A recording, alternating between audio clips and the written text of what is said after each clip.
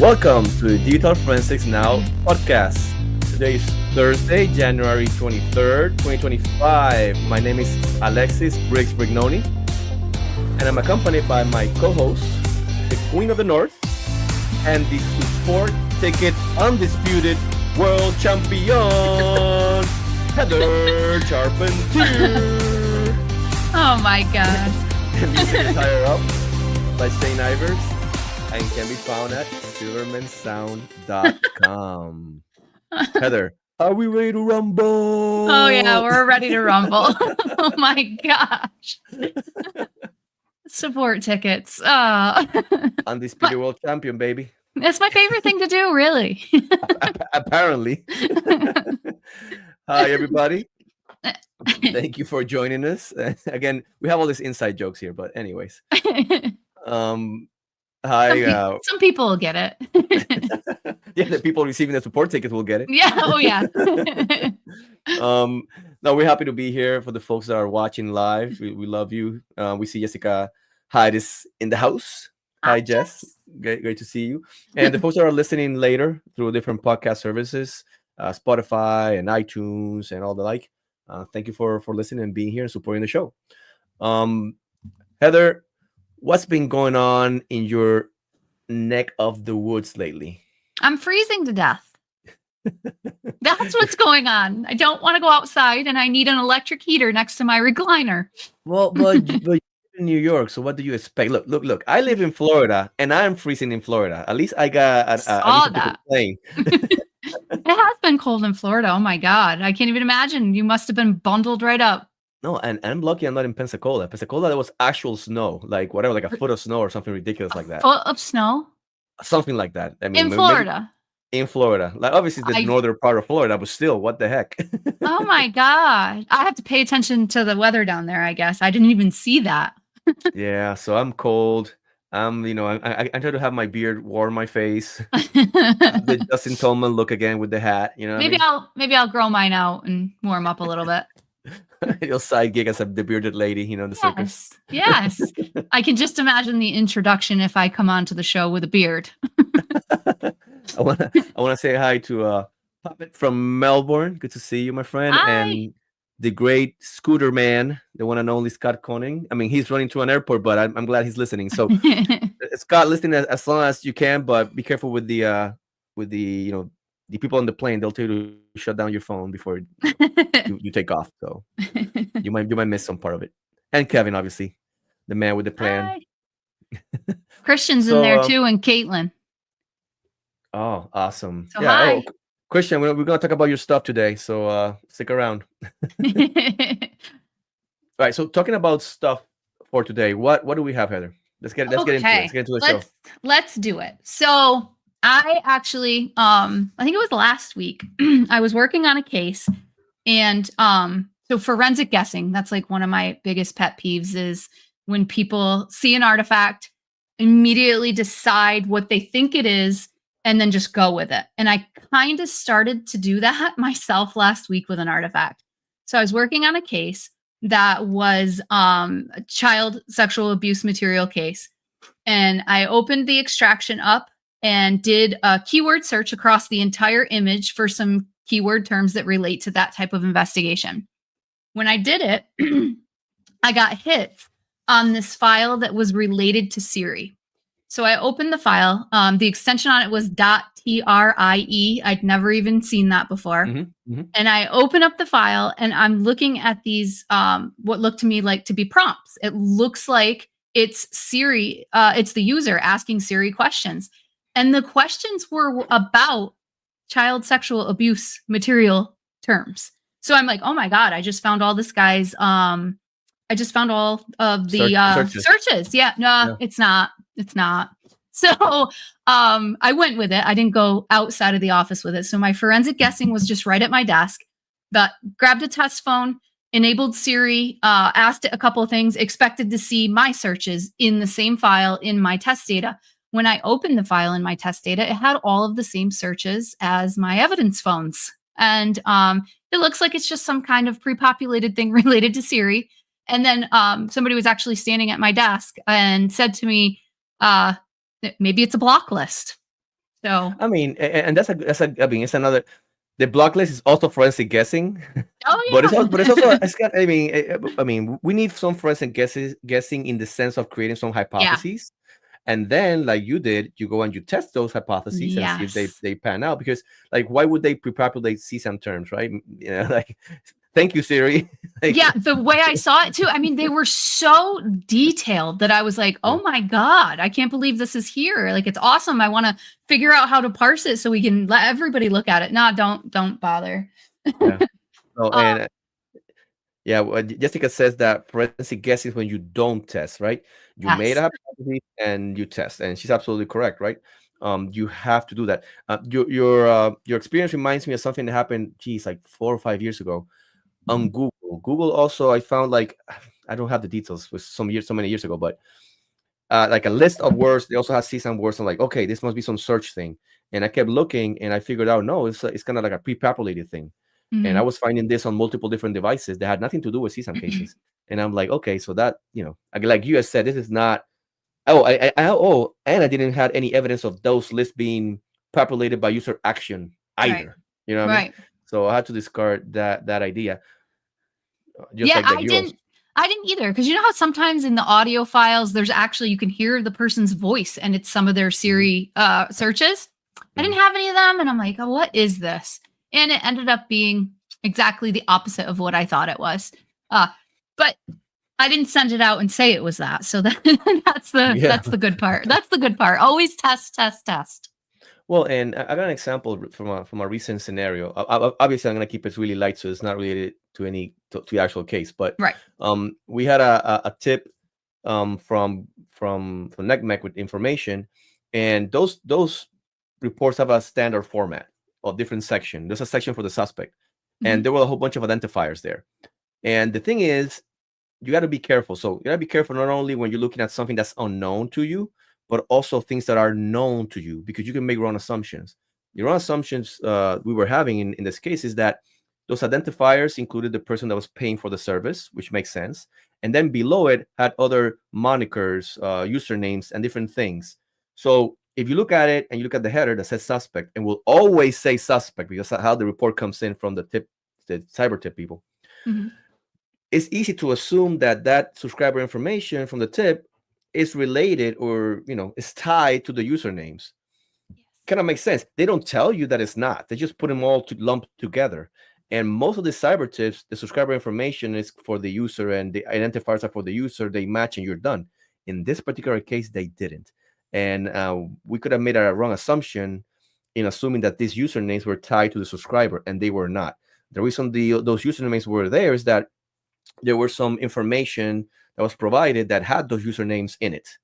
So it was incumbent upon us to not make an assumption there, and try to understand, what does this mean? I know the cyber tip told me it's the suspect, but okay, that's fine. But what does that mean? By looking at the evidence, we can't take the report and assume or take its own conclusions as the correct conclusion. We could be wrong. We Right. can't call the provider and have somebody from the company by the phone tell me, well, this means X. Well, that's fine that you're telling me that, but what does the evidence show, right? Right. Because this guy's phone call is worthless unless I can actually show how his conclusion is supported. Just because he's from the provider doesn't mean that he is correct. And that's the Right. whole appeal to authority type of stuff, right? As investigators, I cannot just use an appeal to the authority. I have to understand how they got to it. And we take shortcuts. Well, the provider said X, and you go with that. What if that guy that picked up the phone was wrong, Right. right? Yeah. So, and we avoided making the wrong assumptions in that case because we had a peer review for it, right? And then we avoided that problem. So forensic guessing is not only on the technical side, it could also be on the investigative side. And you have to Definitely. be, well, I'm gonna make another story, quick story. See, now I'm gonna roll Yeah. now. No, go ahead. we, That's we why I we picked gotta this be topic. we got we have to be aware of our biases and then establish our love for truth, right? Our principles, our values, right? Not our beliefs, values. That's a thing that was my topic from last year, but I'm gonna bring it again. We go by values, not beliefs, right? So I had cases where the suspect will say things to try to cover and try to for example, look, I'm this illegal content. I don't like it. Yeah. As they're downloading it, right? Yep. Yep. So if it's found, they said, "Well, I said I didn't like it." So, Yep. kind of trying to cover themselves, right? Mm-hmm. And well, just because somebody did that at some point in one of your cases doesn't mean everybody is like that. And I say that because in one particular case, somebody would told me, "Well, that thing that looks exculpatory, well, that's what a guilty person would say." And my response to that, okay, then what would an innocent person say? The exact same thing, right? Right. So, Right. so that type of comment doesn't help. What do you Right. do then? Well, you look to the evidence. You Yep. figure out, well, is this statement consistent with the evidence? If the person is not liking this contraband, they don't want it. Well, did they delete it? Did they report it? I mean, did they follow the actions to show that? And if that's the case, that statement is supported. And is that not the case, the statement is not supported. What I can do is just, well, that's what a guilty person would say. I mean, come on, man. and we do that all the time. And look, I Yep. mean, I'm not saying that to ding on the folks that I had the conversation with. It's people that are really good people, but that's normal. I've been there. I've been Yeah. the one that makes those assumptions because our training and experience leads us to kind of go that way. But sometimes Right. we have to step back. And I say that for myself. Step back and make sure that whatever the statement is and my assumption of the statement, they need to be backed up by the evidence. And if they Yeah. don't, I should be happy with discarding them because I don't care about being right. I mean, not being right, about my beliefs being right. I care Right. about the evidence and my interpretation being right. And if my beliefs are wrong, I'm more than happy to drop my beliefs and develop new ones. Hopefully that makes Yeah. sense. I really wanted this to be the user Siri questions, though. Well, I mean, it would do for great artifact research, right? I know. I was so excited because I'm like, oh, we can support it in the leaps. And no, we're not going to do that because it's not what you think it is. Yeah. So, Mary is also there. Hi, Nice to see you, Mary. Mary. That's a good friend. And who else is here? Derek and Derek Damien. is here. Derek, hey, Damien, we got some of your stuff coming up too. Derek did some awesome logos. So if you subscribe to our newsletter for the Leaps, go to, well, you haven't, go to Leaps, LEAPPS.org, and you can subscribe there. And whenever we have a new version of the product, or when we're ready to release Lava, not yet, we're still working on it, you'll be advised. Well, I send out the first newsletter email out for the announcing the latest iLeap version, and it has some awesome logos done by Derek. It does. They look pretty cool. It's a little apple with all the different connectors. You gotta see it. It's pretty nice. Mm-hmm. I also put it on social media. Yeah, I was gonna say we should have put a picture up, but it's right on your LinkedIn, and everybody can go to your LinkedIn and see it. Yeah, so there it is. So thank you, Derek. So yeah, I mean, just to close this topic, we need to make sure that our property, that's for this year. That's one of my words for this year. Property meaning your character quality, that you have to go and follow things through the whole way. Yeah. And make sure that attention to detail. And then the third one is property, attention to detail, and due diligence. Those are the three concepts for the year for me for 2025. So we need to refocus on those. Keep the guessing at your desk. I mean, create hypotheses, like Yeah, Jess said, definitely. create hypotheses. That's what forensic guessing is, nothing else. If you're putting a forensic guess on your report, you're gonna be in trouble. Oh yeah, definitely. Yeah, let me just hear a little shout out to Derek from Kevin. Kevin's also been working. So Kevin and Derek, they're working on some of the branding for the Leaps and the web pages and how we do logos and stuff. And they're doing an amazing job. And everybody pitched in ideas, and Derek's been so kind of giving us of his time to create those logos. There's more coming up. I don't want to show them all at once. And they're pretty fun. And roll them out slowly. Of course. So thanks to Derek, and Kevin is right. There's great group work there. Yeah. Let's see. What else? We have Belkasoft. If you haven't seen Belkasoft's announcements, they're giving another free course, which I think is so awesome. But it's a Windows forensic course this time. Free online access to the course materials, and this will be anytime between January 15th and February 14th. So there's still time.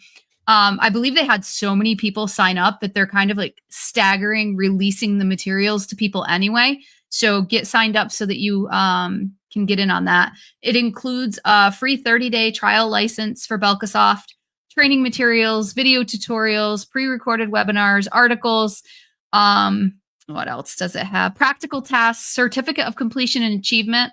And the basis of the course, like what you're going to learn, is how to review common Windows file systems, which file system features might be useful in your investigations, how to examine Windows applications like chats, browsers, mail clients, how to inspect media files, documents, and utilize media-specific analysis options like text recognition and keyframe extraction.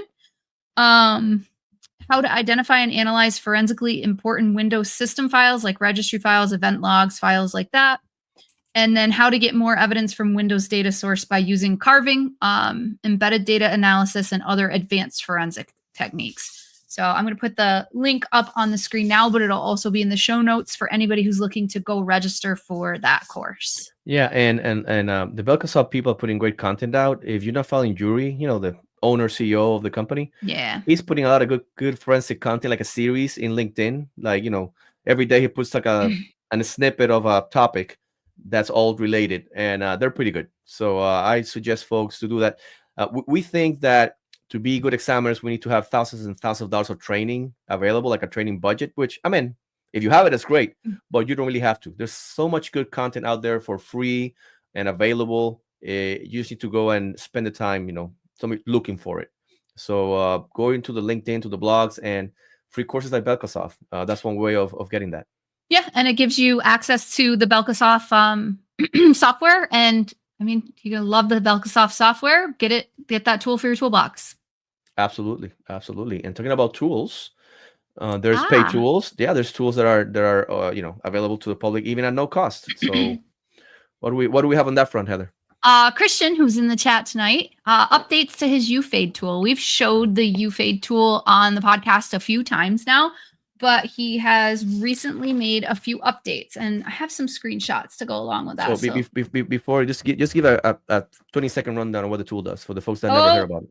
Oh, yeah. So you can do extractions from iOS devices. There's advanced logical file systems. There's SQLite a UFADE format where it comes out with the actual UFD file. You can extract the sysdiagnose logs. I know I'm forgetting things. There's a ton of functionality to it. So check it out. Oh, the unified logs, it'll pull those. So yeah, check it out. And the cost is the best part, I mean, it's like only like $50,000, I think, right? Free. But there's a discount. It's a $50,000 discount with it. Ends up being $0. Yeah, so it's free.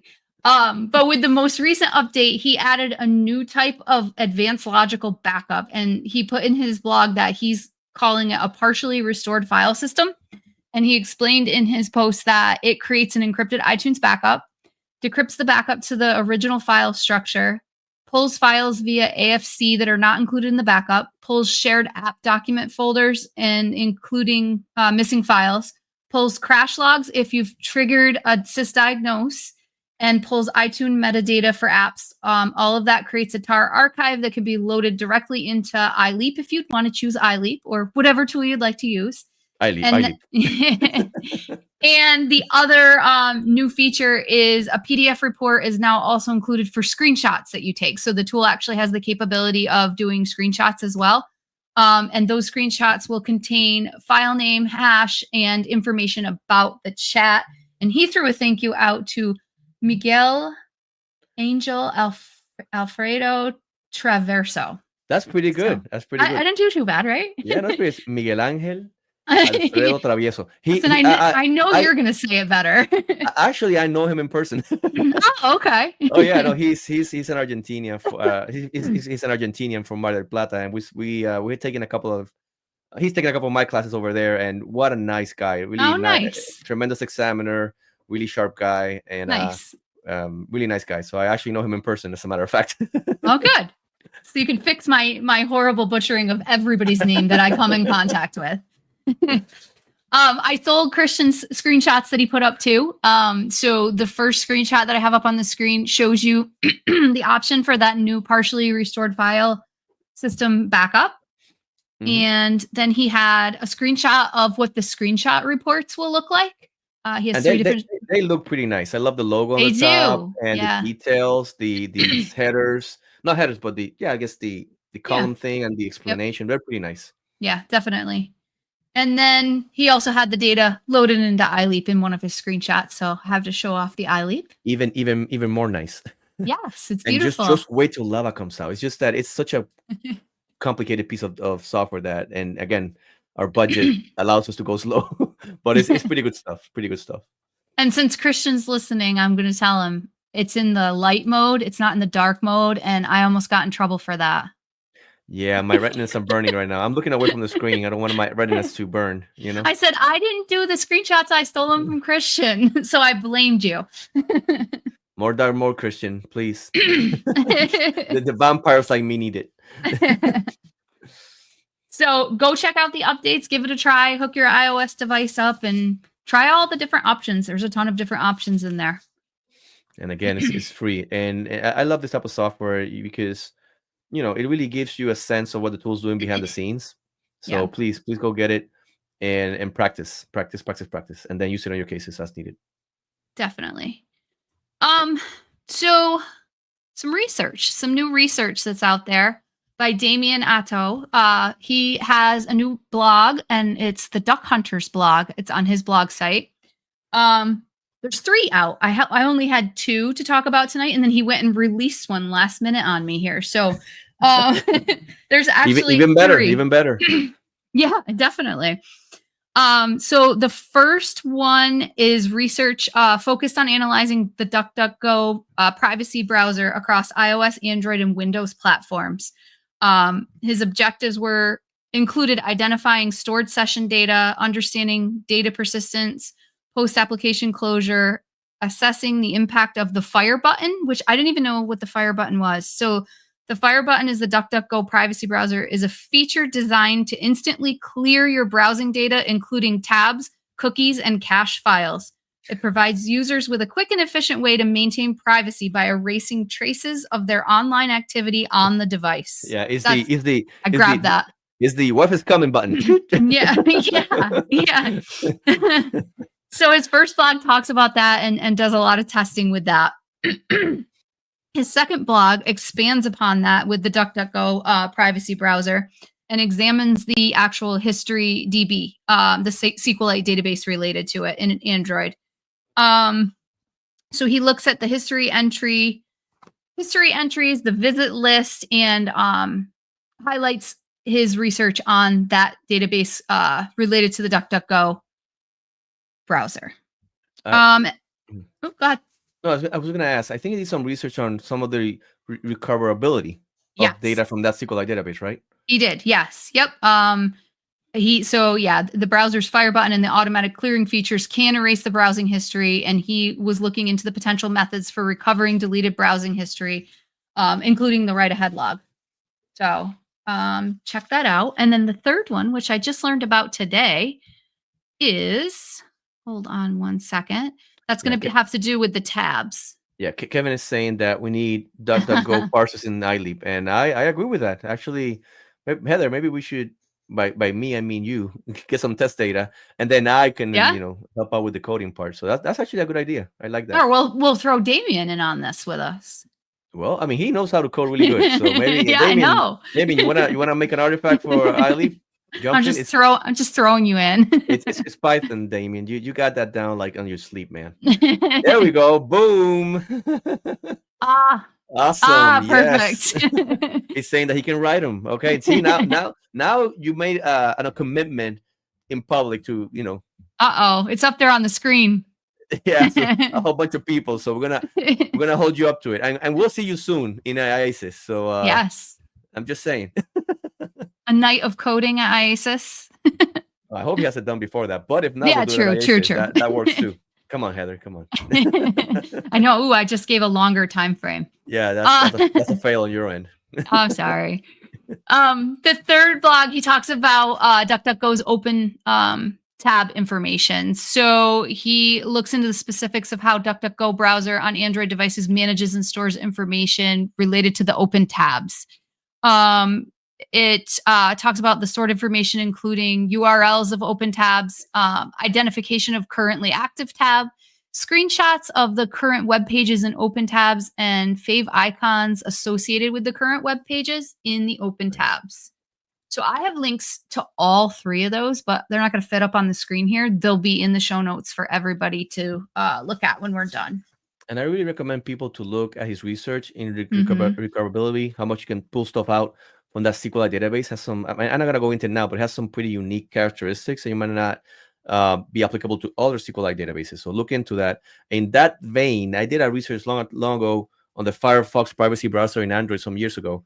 And I found out that the level DB data stores for that browser were not cleared, even though the SQLite history database was cleared. So I guess if you're doing browser forensics and you care about deleted stuff, read Damien's blog for DuckDuckGo, do some of the techniques he uses with the SQLite, and I'm providing you another avenue.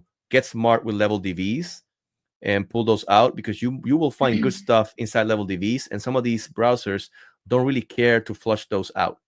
And you can get, in my research, I got actual websites that I visited that were not in the cleared out database. So don't sleep on level DVs. We talked about level DVs in the past, other episodes, but so we have time for that now. But just research some of that. Really good data sources.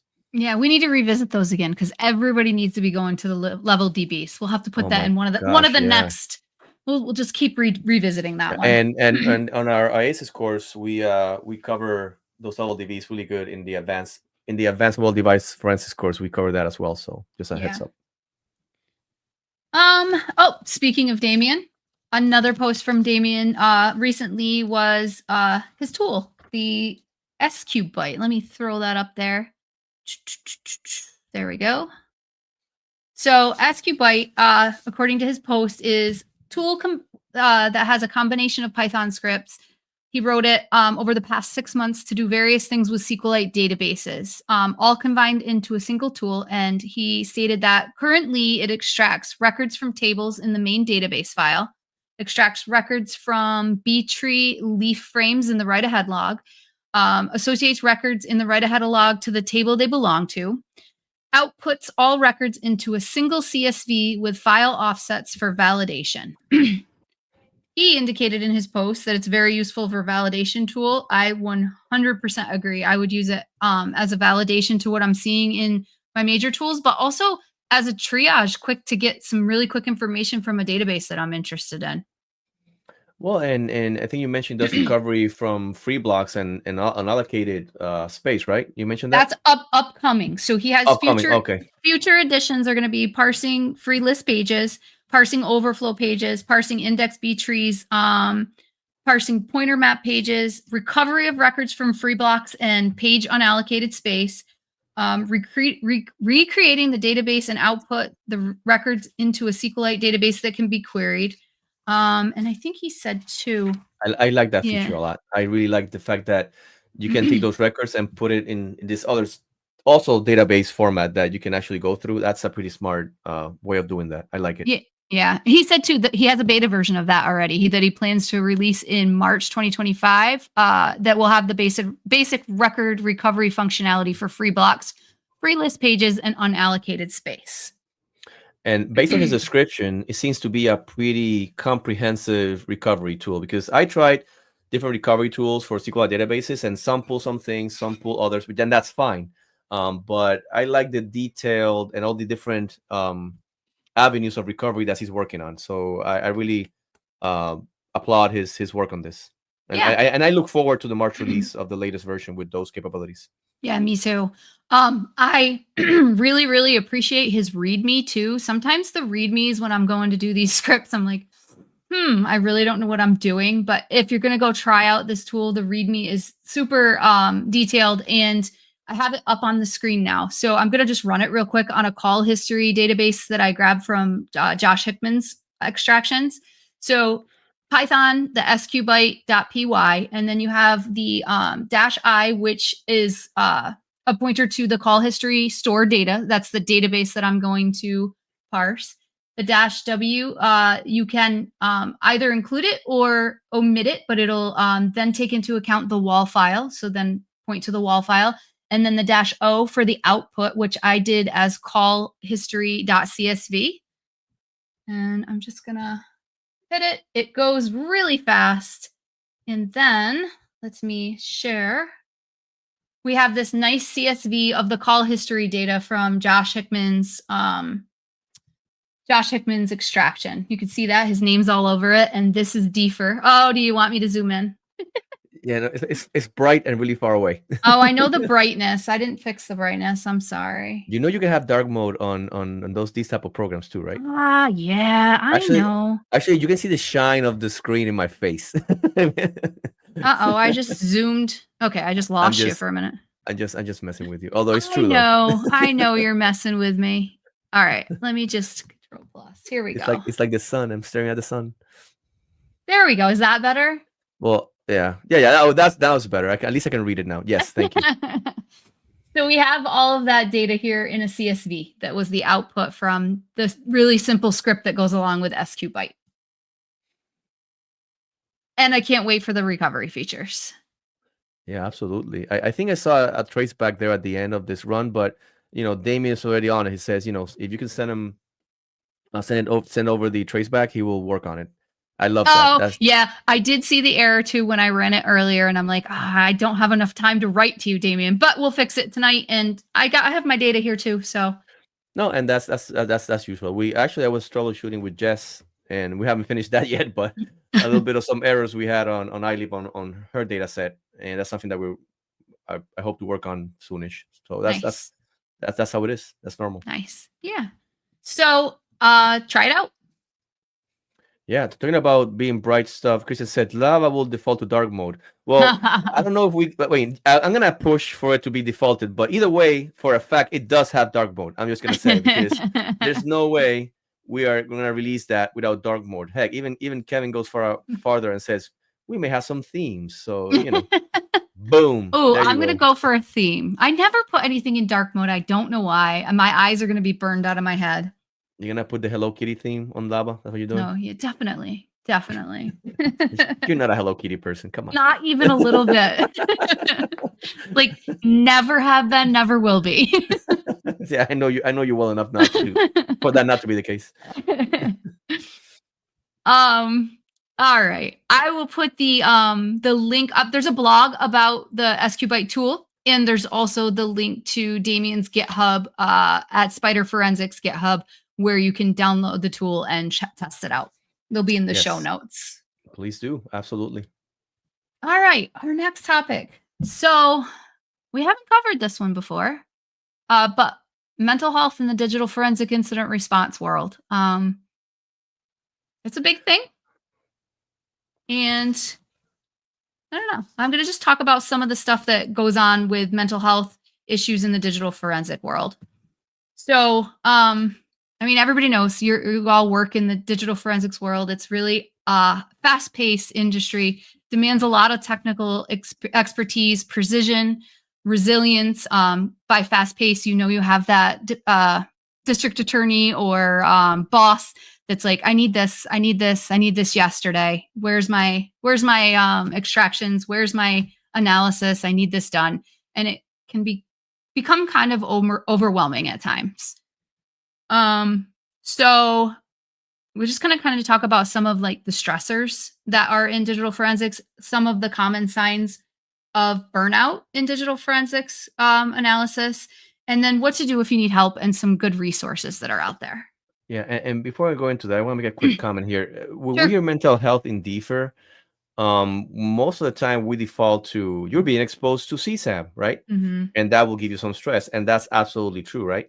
And there's a lot of good resources I think we're going to mention if you're working in CSAM cases in regards to mental health. But mental health is not only if you're being exposed to CSAM material. You can maybe not be exposed to it and still suffer from the different things, the stressors that Heather mentioned, burnout, and actually you might need some help. And at least in the law enforcement community, getting help, it's hard, not because there's no resources, but there is the unmentioned culture of toughness.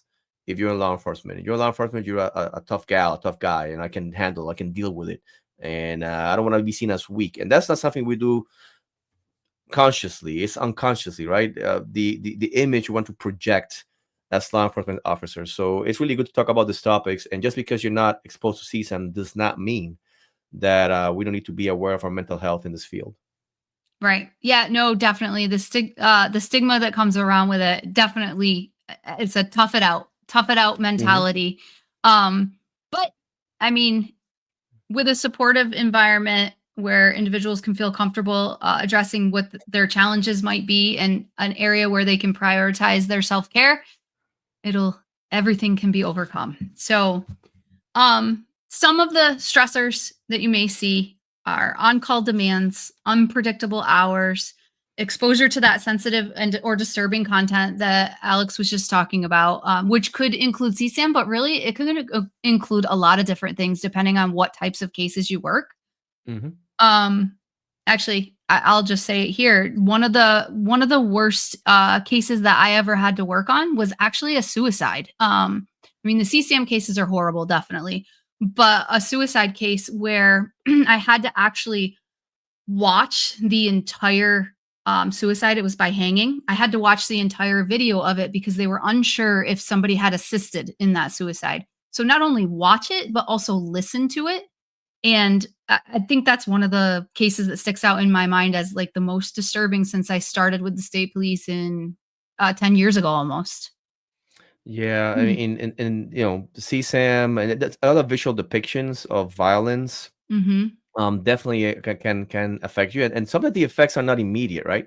That might come out later, and that speaks to us being aware that that could happen, and then be ready to receive help. That's the big thing, right? Yeah. And try to be aware that it's normal for us to maybe have a delayed reaction. The reaction could be delayed for years. Oh yeah. I was the examiner on the, at least for the federal agency that responded to the Pulse shooting here in Orlando, right? And part of my job was getting the digital evidence out to include the surveillance recordings, because we needed at that point to quickly identify any other possible attackers, right? Is it a one person thing? Is it two people? And at that time, there was a lot of confusion if, in regards to one attacker or two attackers. And I went to the crime scene. I had to the crime scene was pretty much not processed yet because we had an urgency to prevent attacks, right? So I went into the crime scene, and really impactful thing. I'm good so far, but what will happen in the future? I don't know. Right. I need to be ready for that. And thankfully, my agency has a lot of resources in regards to that. But even if your agency doesn't have as much mental health resources, there's resources that are available to you that are free and out there for the community. And I think we'll talk about some of those.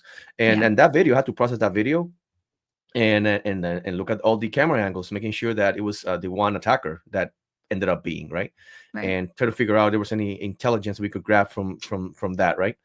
And now you're listening, you're watching, you might be, well, I'm not exposed to that type of level of impactful material, thankfully, right?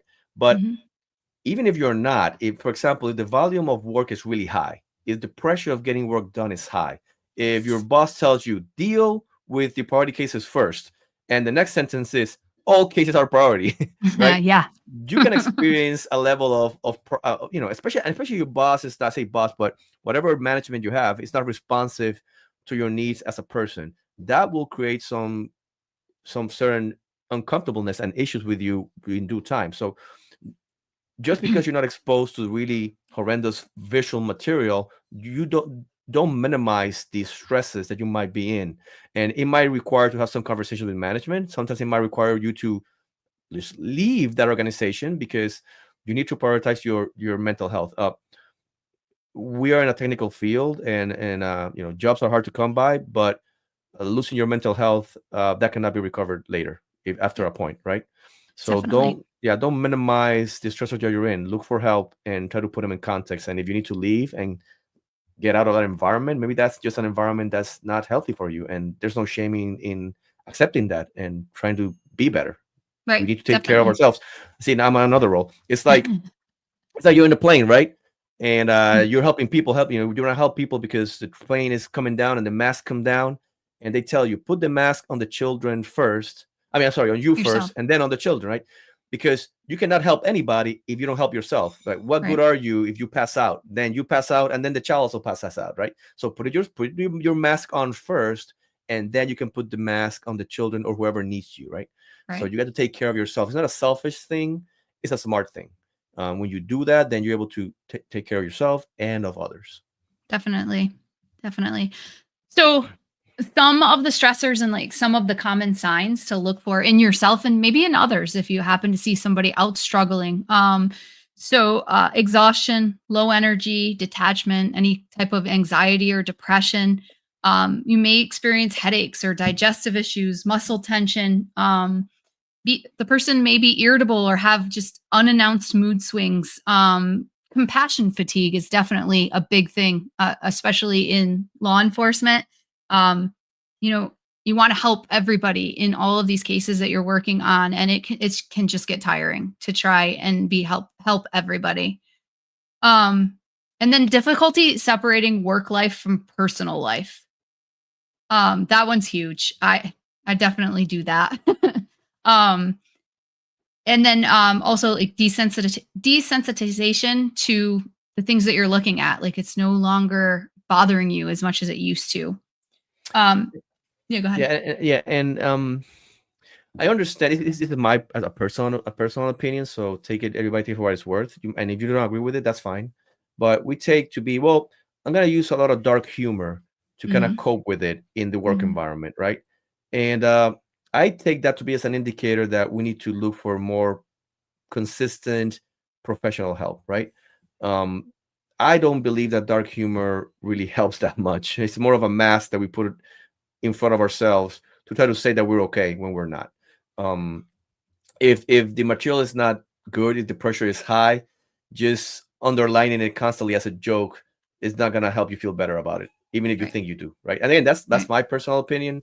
And I try to avoid taking that tack because it's just me reminding myself of how bad the thing is. I rather just try to do something different, Yeah. and in how I deal with it. And also, people that are exposed to your dark humor about those topics, maybe they don't want to be exposed to that type of humor, right? Maybe that just makes it harder, even harder for them because they're going through the same experience, and now you're making jokes about it, trying to Right. make you feel yourself better, and actually makes them feel worse. So that's why I think having a good conversation with your management and what resources you have, if you're under really stress due to your workload or the materials you're exposed to, it's important to have and do it periodically. Even if you feel fine, there's nothing wrong with having that discussion periodically and make sure that everybody is doing okay. Yeah. Um, to identify someone who might be in need of help, some things you might be able to identify a decline in their work performance or an increase in errors in their work. If somebody was like a really high producer in your office and all of a sudden they're just not anymore, that could definitely be an indicator. Withdrawal from coworkers or social activities and excessive sick days or absences. So are all some ways to help identify if somebody might be struggling. So Absolutely. so what do we do? What do we do about that? Have coping strategies available. You must have a supportive workplace. The tough it out mentality has to go. It can't be a thing. Um, Something that I think a lot of like law enforcement agencies used to lack, but I think they're really like starting to embrace the supportive workplace and more of the mental health types of trainings and resources, I think now. They're often, let's see, set boundaries. So, you must have a life besides just work. Find the balance. You can still be amazing at your job and make time for yourself. Take the breaks. Take your lunch break. Get up from your desk once in a while. Just to go for a walk. Whatever it is that helps take away some of that stress. Find an outlet. For some people, it's exercise. For Alex, it's exercise, not for me. I hate the exercise. I'm just being forced against my will to exercise. But it's good for you, so I don't care. I'll keep dragging you to the gym every day. But go on, carry on. um, so finding an outlet, it might be therapy, it might be hobbies, just something outside of the work that you're doing to take your mind off of those stressors. And look for community support. The digital forensics community is an amazing group of people. There's a lot of people out there that come to my mind when I think about mental health, and I'm going to mention a few of them in just a minute. But there's resources right inside the digital forensic community that can be helpful. Absolutely. And it's just a quick comment here. Mhm. And give yourself grace and time, right? As you're dealing with those issues. For example, here we had in the chat, I changed jobs and it took a year to recover from the burnout, right? Oh, wow. You gotta give yourself some time as you're addressing those issues, Yeah. and that's okay. That's normal and it's expected. We're not made out of wood or metal. We're human beings, Right. and we need to be aware of those. So, what resources are out there? Therapists and counselors. There's a lot of them that are geared specifically toward law enforcement too. So, if you are in law enforcement in the digital forensics field, they have like a unique ability to connect with the law enforcement employees. So, you can always look for a therapist or counselor that has that. Employee assistance programs at work, any of the digital forensic groups, conference sessions. A lot of times, the conferences that are available will have actual sessions on mental health in digital forensics. Different podcasts and blogs there's available that relate to mental health. Self-care, whatever you choose. It could be reading, journaling, or like I said before, exercising, whatever it is that will help you with your own self-care. Connecting with peers, networking, or just talking to somebody that you might feel safe with and not judged by. Absolutely, absolutely. So a few of those resources right in our field that come to mind. One is in my state and it's NY LEAPP. It stands for New York State Law Enforcement Assistance Program. So they're a nonprofit organization that provides support specifically to law enforcement professionals and their families. They address mental health and wellness needs of officers, particularly ones that have experienced trauma, stress, or critical incidents. And it's all put on by Jim Banish. I had to think of his name there. He had a brother who was a New York State police officer, and he committed suicide while on the job. And he started this whole organization after the death of his brother. Yeah, it's a really tough motivation there, but Yeah. making the best out of a tragedy. That's amazing. Yeah. And Yep. He does a really good job with it. yeah, that's great. Yeah. And then another one that comes to mind, I don't know if anybody has ever heard of Eric Oldenburg, but he used to work for GrifFi and he's Yes. awesome. Yeah. So he was a trainer at GrifFi, but he is really focused on mental health and digital forensics. He's not with GrifFi or Magnet anymore, but he has a podcast. It's called Harmless, the podcast. And it focuses on the harsh realities of online child sexual exploitation. So it does have that child exploitation theme to it.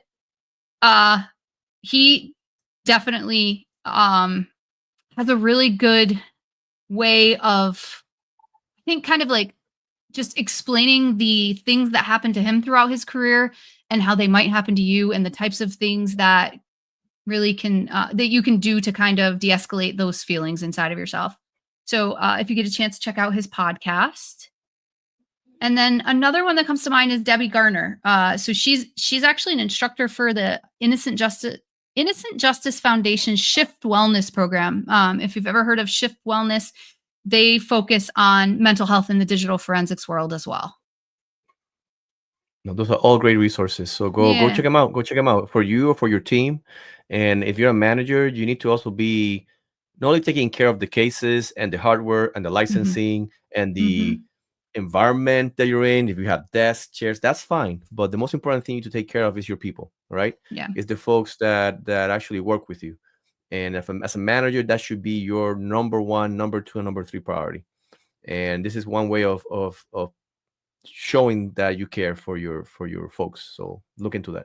Yeah, definitely. In the show notes too, I have a whole bunch of blogs that actually focus on mental health. Binary Hick has one, a Forensic Focus. There's a Science Direct paper. Belkasoft has one. Magnet has one. So I'll put all of those blogs in the show notes.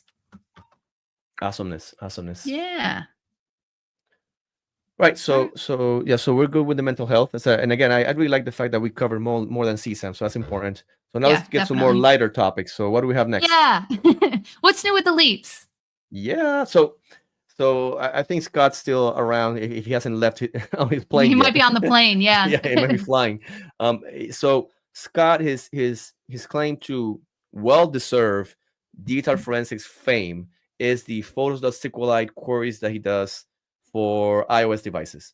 And if you're not familiar with it, the photos.SQLite database has a ton of information about all the images, media that reside in these iOS devices. Okay. Yes. Some of the most useful features of looking at this type of photo, not type, but this database, it's, for example, determining the provenance of media. Provenance meaning where it came from. And I love it because you could see there like the media, you can see the bundle ID that would generated it, some metadata about it, if that media has been altered in different ways, or if it has been placed with another name at other locations, right? Because if you're not aware of it, iOS devices will show you, I don't want to say thumbnails, but renderings of images, Yes. and it will save it with different names in different places. Now, Photos of SQLite allows you to correlate all those file names and files to the original photo that those are rendered or derived from. I mean, there's a ton of information. It's a ton of queries. Some of these queries have thousands upon thousands of rows of pertinent information. So, and another thing, these queries are different, can be different from one iOS version to another. So the query that work in iOS whatever 17 might not work in iOS whatever 18 or whatever the number is. So Scott has gone and done all that research for you. So instead of you having to run each query by hand, and by hand I mean, okay, what iOS device do I have? Oh, iOS whatever. Okay, take that database out. Look for the query. Open a SQLite browser tool. Run the query. Look at to avoid that, he coded that all in the LEAPPs in iLeap, and it's a ton of work. And not only did he code that, and obviously with the LEAPPs, it takes into account the iOS version that you have on your extraction, so you don't have to do that. You just run it and you're good to go. He also made it LAVA compliant, and that means that whenever we release, soonish, we release the LAVA viewing, program that we're working on. You will be able to look at all the photos SQLite within Lava, and which is way faster than the HTML reports. And if you have a lot of data that crashes your browser, it's not gonna crash Lava. Lava is made to be able to process large amounts of data. So I'm really looking forward to that amazing work that Scott is doing. It's going to be awesome. Definitely. And if you ever get a chance, just to open and look at a few of those scripts that are photo SQLite. Oh my God. I don't know how he did all that. That is a ton of work. It is. And look, that's his baby, that type of research. And it's so useful for the community. And he was in contact with me and the other developers like Kevin, like Johan, and all the folks that work on the LEAPPs. And I gave him like a not even beta, like an alpha version of Lava, so he could kind of test some of those, because it's a lot of work. It's a lot of scripts, and I love the fact that he shares that, because you can also do your own validation. You find something important that's relevant running the tool, you can go at the precise script and really narrow down where the stuff is based on that open research that he has done. So he's doing invaluable work. Definitely. In the sense that we cannot quantify it. That's how much work he's doing with that. Also, not only has he been adding new stuff, there's some developer there. She still needs to do some work on her script, but she put out some script on some research lately. I don't know. You know who that is, Heather? I don't. What are you talking about? Yeah. The last commit that I approved the other day. Who was it? Oh yeah, it was you. What did you do? Tell us what did you do? Well, I found a database in a case that is called calculator, and then it has a little hashtag at the end of it. The application does, and it stores data about it was about videos that are in the calculator app. It's just a calculator application, one of the many variations of it. And I wrote a script, but it's not Lava compliant yet. I have to fix it. That person, I know. That parses data from the database is called Folder Lock Advanced, and it relates the information in the SQLite database to the videos that are stored, and it links the videos in. And that's what's fantastic. By the way, I love how you said it's calculator and the hashtag. I'm like, come on, you're old enough. Pound sign. Yeah, you're old enough. Don't be playing like the TikTok person here. It's a pound I want to seem younger than I actually am. Don't give away my age. Apparently, you definitely are trying to do that, but you're not getting away with it. Sorry. I am only 25 on each leg. So look, there's a ton of those apps, and that's the interesting thing about the type of tooling that's community driven, right? I'm pretty sure, and correct me if I'm wrong, that this type of artifact is not for this app. It's not recognized by commercial tools, right? No, it's not. I mean, commercial tools will show you the images and videos there, which will then lead you to the database that has all of the additional information about the videos. Yeah, but let's be honest here. Most examiners, they will maybe mark the picture and not follow through on that, right? Right. I mean, the fact that we can create an artifact that actually puts it all together for you, that's that's better, right? It really Yeah. helps with drilling down to the information immediately, as opposed to, well, what happened with this picture, and then try to figure Yeah. that out. If you figure it out like you did and you share with the community through the leaps, then that's an added value to everybody else when they run it.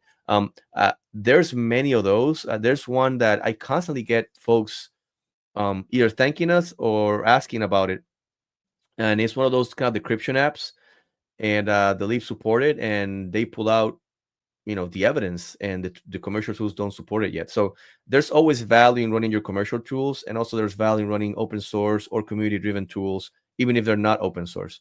At the end of the day, if there's something relevant, then you can drill down on it, and after your process is done, you do your due diligence, and then you check for anything that the tools, no matter what type of tool, has missed. That's the most important part. Yeah. So the commercial tools will get you stuff, open source tool will get you stuff, and then you have to go and make sure that nothing was missing by all those tools, because sometimes it's missed by every tool. That's Right. just how it is. Yeah, definitely. And so the only tool that's gonna get it is you, because you Yeah, are definitely. the tool. I recently had something that had changed. So the database had updated, the application had updated. The commercial tools didn't get it, and neither did the leaps, but it's fixed Yeah. now. Yeah. So Yeah. as long as you're D tool and not A tool, then you're doing good. Good. I got my dad jokes, right? Yeah, that's good. Is there anything else new with the leaps this week or these last 3 weeks? Johan is doing a lot of stuff behind the scenes, and I try to pull. I don't know why I cannot get it, but pull the pull requests are open for the leaps, and I don't know. I'm getting like a 404 page or something. I don't know. Oh. But it don't matter. The thing is that, again, I want to always give props to the folks that are working behind the scenes, all the developers for the leaps. Johan has been such a right hand. He just about a couple of days ago made the latest iLeap release that has a lot of cool new features in it, and fixing some bugs. So he does an amazing job, and he's working also on the media portion of Lava, which is the last piece for us to kind of release a workable product to the community. But it's a hard, big piece of code, because you have to do changes in the Leap code and also have corresponding changes on the Lava code. And I mean, him and all the other folks, way smarter, bigger brain than me. Way bigger than me. so I accept their assistance, and I'm learning through them, and they're making the community better. So thanks to Johan, thanks to James also, that do that type of work. And then also, last but not least, Kevin, Derek, and all the other folks that are working on the public facing side of branding, website, newslettering, communications, and all the stuff that makes people aware of the tool. That's so important. If a tree falls in the forest and there's nobody to hear it, does it make a sound, Heather? Right? I don't know. Well, I want to make sure that the Leap tree makes a lot of sound, and that people are aware, and they can contribute, and the community can grow, and we can do good things together. So and look, and Kevin says, I promise to be back to making some parsers soon. Thank you, Kevin. I have been really lacking on that. I have so many speaking engagements lately that I have been slacking on making parsers, or at least updating the ones to Lava compliance. So I also, for this year, I promise publicly that I'll be going back to writing some more code after I'm done with my 2 trips to Europe that I'm doing for some speaking engagements. I'll make that promise too, but as soon as the white paper for our class for IASIS is done, then I'm good. Oh, then that's gonna be on 2026. No. It's almost there. It's almost there. We're going through corrections now. All right. No, that's awesome. That's awesome. Yeah. All right. So as always, what do we have to finish the show? Meme of the week. All right. Since we did the mental health portion, I have this meme of the week. Oh, I did the whole screen. That's all right. There we go. All right. So go ahead, you explain So it it. says lots of new cases coming in and panic, right? We have a little head there that's panicking. Then management says to focus only on priority cases. Oof, then I'm calm. But then they say management says all cases are priority cases, and then they panic again. And it's a graphical. I kind of said it beforehand, not remembering what the meme of the week was, but it's a graphical way of saying, look, um, if you're a manager, right, just because like just flogging the horse won't make it go faster, right? The horse can only Right. go at a top speed, right? If Right, you right. flog it anymore, it's actually gonna go slower, right? So let's make sure that as managers we prioritize properly, and prioritization doesn't mean make everything a priority. When you make everything a priority, nothing is a priority. Okay, Right. so we need to understand that if we have 10 balls in the air and that's how much as we can handle, you throw an 11 in, one of those is going to fall off. That's just a fact. The question is, which one are we going to consciously drop? Right. And if you cannot drop them, then what's the solution? Then you need more ball jugglers, right? You need more Yeah. hands. Definitely. like at some point you can't have your cake and eat it too. You need to make some Yeah. decisions.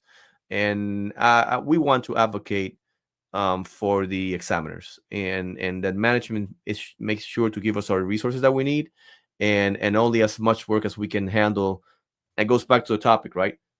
That our Yeah. mental health is not impacted in the process, because if our mental health is impacted in that process, then all balls are going to be on the floor, and Right. and nothing's going to be done. So let's get that. I think that's a good takeaway from the meme of the week. Definitely.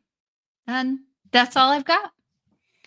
That's awesome. Well, Heather, thank you for being the driving force of the episode, like every other episode. I'll keep us organized. Oh, look, folks. I talk a lot, but this show is actually Heather's show. Oh, stop. It's not. It is. So thank you for your work as always. Anything last words for the good of the order, Heather? No, thank you so much for everybody who tuned in. All right, folks. Thank you again. Hopefully, we'll be back in 2 weeks or 3. Yeah. We're kind of playing loose a little bit with the schedule there See what's because going on. yeah, work responsibilities and news. But thank you. It's been so much fun, folks. And take care and see you next time. Bye. Peace.